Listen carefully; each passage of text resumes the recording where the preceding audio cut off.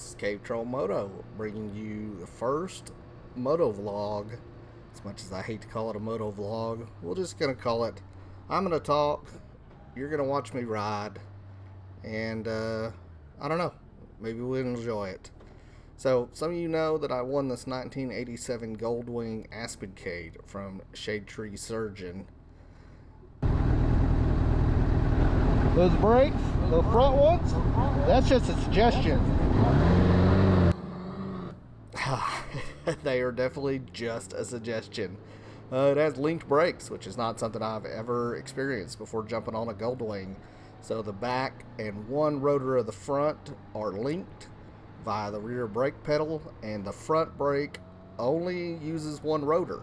So when you grab that front brake, you better grab it with a purpose, because you're not going to stop just trying to use one finger like you will on a sport bike. Waved a nice ossifer, as Shade Tree Surgeon would say. We're just out here, good law-abiding citizen boys and girls, just out having an adventure. So, just out riding the Goldwing for the first time this season, kind of knocking the dust off of things and seeing how she feels. The bike starts the first time, every time. It's uncanny how reliable this thing is. So the thing about it is it does not like the cold, and so when you first start it, you had better let it warm up before you try to jump in the hot seat, or it gets rather cranky and does not want to run right. So the nice thing about living here in Northwest Arkansas is a lot of our gas stations have a non-ethanol option for gas, which is superb when it comes to motorcycles. So while it is no stab and grab like Shade Tree Surgeon frequents, we do have this nice store up the road here that has non-ethanol 87 as well as non-ethanol premium. And so it's pretty much what I run in all the bikes.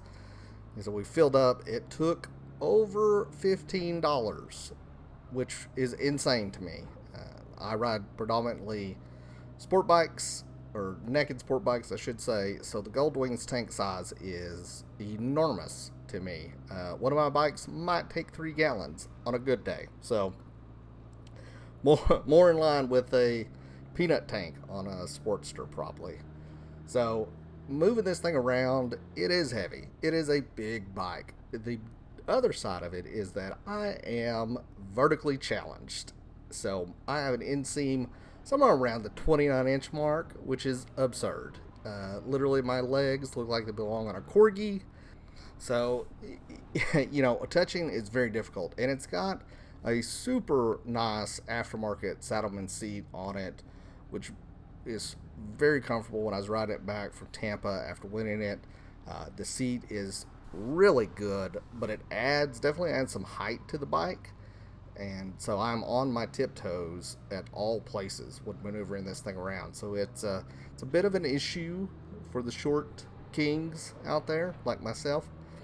And tiptoeing a 800-pound bike is problematic at times. I definitely have gotten into a couple of situations where I thought I was going to dump the bike because I just couldn't touch the ground, which is terrifying.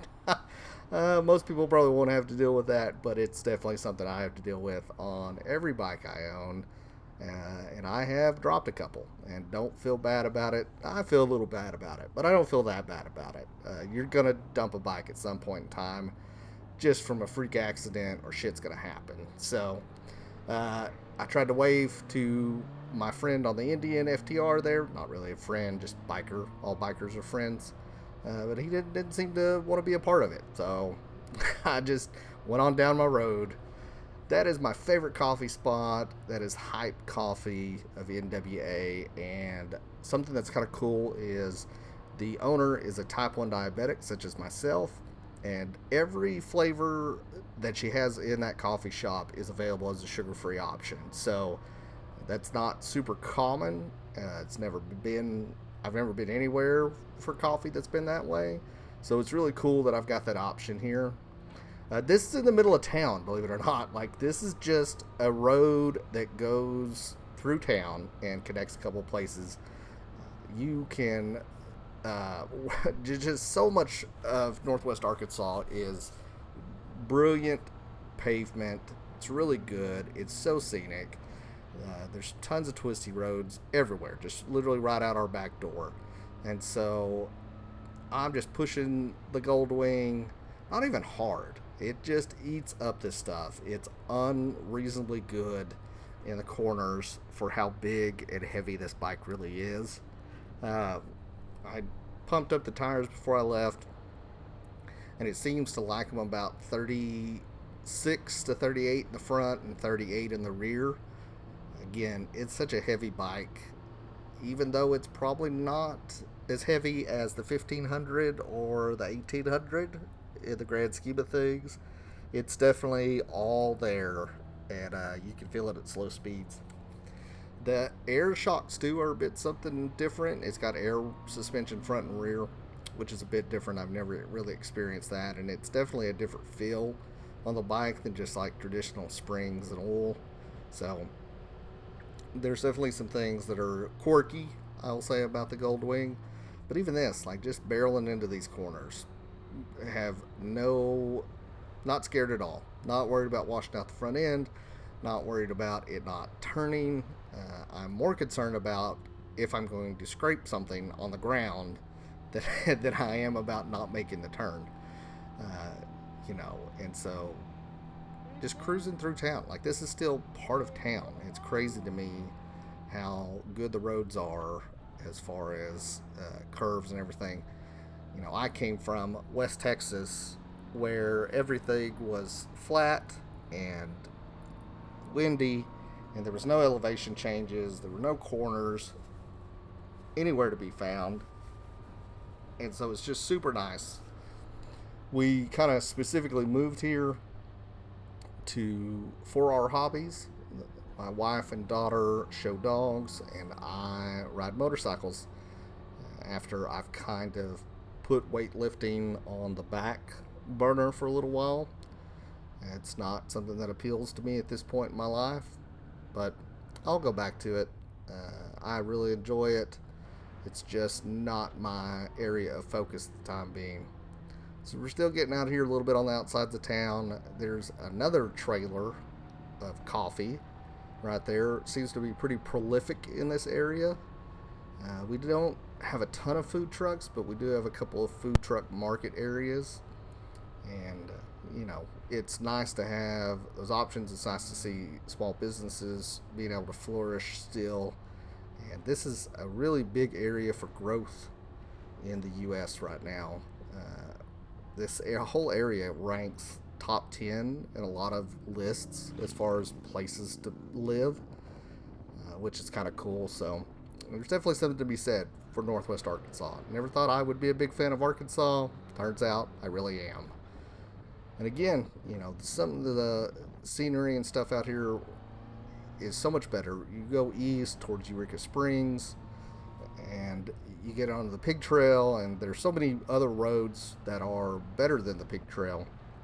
And there's some that are more technical, but you go all the way into eastern Arkansas.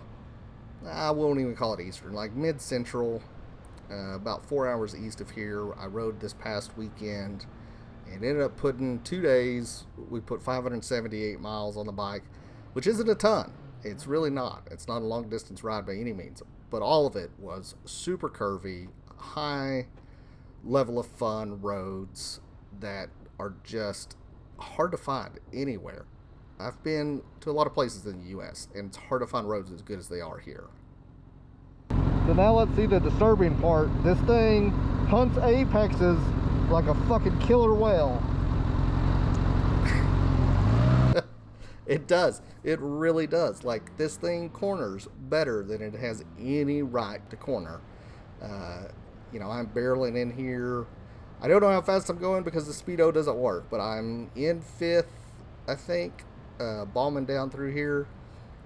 And I don't know why, but it looks like I'm going light speed through here. And I'm probably doing 60, 70 miles an hour, but, slowing it up, you never really know. Sometimes there's some gravel on the outside edge of this corner where that road connects, and then, there's cars, there's other vehicles on the road. You never know how much in their lane or not in their lane they're going to be. So just to, approach some things with a little bit of caution when you can't see through the corner all the way. But, I am just giving the beans to this damn bike, and it is taking every bit of it. It has no issues.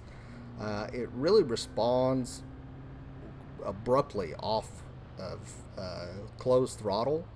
Like, the carburetors do a great job with the 4-cylinder on acceleration and pickup on the revs. I know Shade Tree's talked about this a little bit, how the 1200 engine is kind of maybe more sporty or maybe more quick revving than the 6, which would make sense just from a mass perspective, but it is a really fun bike to ride.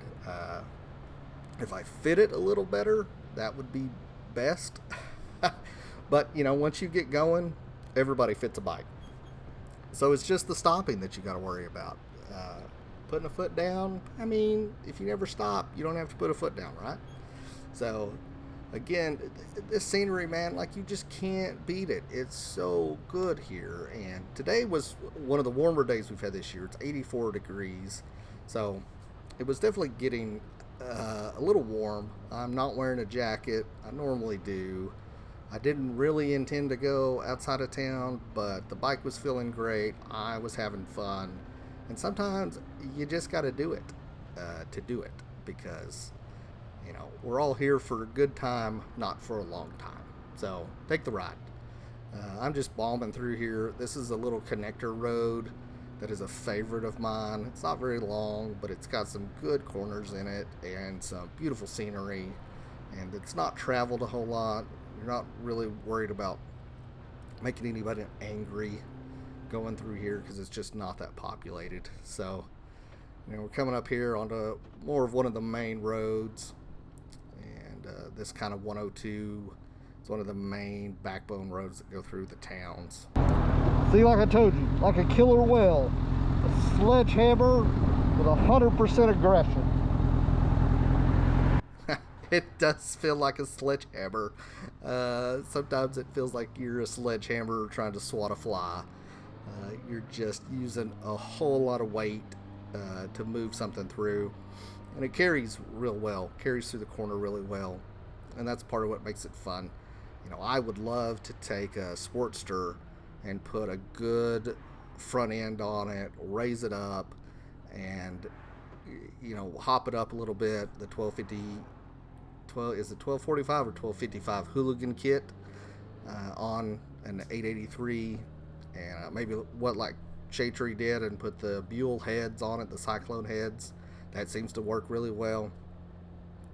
And just put some good brakes on it, put some good suspension on it, get it up, get it off the ground, and get some ground clearance. Because I think it would be really fun to take that thing into the twisties around here and just absolutely embarrass some sport bike guys. If I can. I don't know. I think it'd be fun to try it. I think sometimes using the wrong tool for the task is more fun. And I 100% think I stole that from Shade Tree. But it's not wrong. It's so fun. I've toured on the Monster 1200. I would probably tour on the Hyper Motard if I had a way to put luggage on it that wasn't going to get into the exhaust or something like that. That's kind of bad because the exhaust comes out from under the tail section of the Hyper Motard, so it's a bit harder to put baggage on it. But I absolutely would tour on both of those bikes. I've toured on the FZ09 I have because that's the bike I had, and I could put luggage on it, so I toured on it. And sometimes that's fun. Sometimes it's fun using the wrong tool for the job. It's kind of like taking a 1987 Goldwing Aspencade out to hunt apexes. It's not you're not going to be the fastest, it's not going to be the best performing, but sometimes it's just fun. So that's going to wrap it up for us here. I appreciate y'all hanging with me, and like the screen said, like, comment, share, subscribe, all those things that you're supposed to do as a YouTuber. Until the next one, thanks for joining.